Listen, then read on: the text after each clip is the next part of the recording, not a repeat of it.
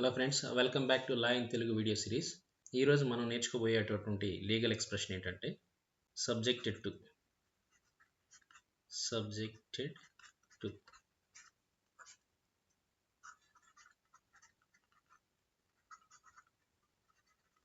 So ఈ subjected to అనే word మనం ఎప్పుడు వాడతామంటే, జనరల్గా మనం ఒక స్టేట్మెంట్ ఇచ్చాం. ఈ స్టేట్మెంట్ అనేది వేరొక స్టేట్మెంట్ మీద డిపెండ్ అయి ఉన్నప్పుడు, ఈ ఫస్ట్ వన్ ఈ సెకండ్ వన్ మీద డిపెండ్ అయి ఉన్నప్పుడు, లేదంటే ఈ ఫస్ట్ వన్ని ఈ సెకండ్ వన్ రిస్ట్రిక్ట్ చేస్తున్నప్పుడు, right? So when the first rule depends on second one, and in the first rule is restricted by second one.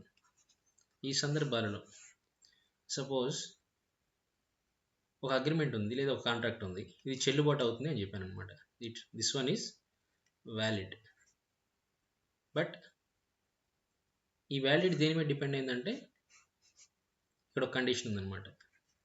అలాంటప్పుడు మనం subjected to approval of registrar, right? So దీని మీద depend అయిందనమాట దీని validity. అలాంటప్పుడు ఈ subjected to వాడతాం. ఎందుకంటే ఈ వ్యాలిడిటీని ఏది రిస్ట్రిక్ట్ చేస్తుంది? దిస్ వన్, ఈ అప్రూవల్ కదా, రైట్? ఇలాంటి సందర్భాల్లో మనం సబ్జెక్టెడ్ టు వాడతాం.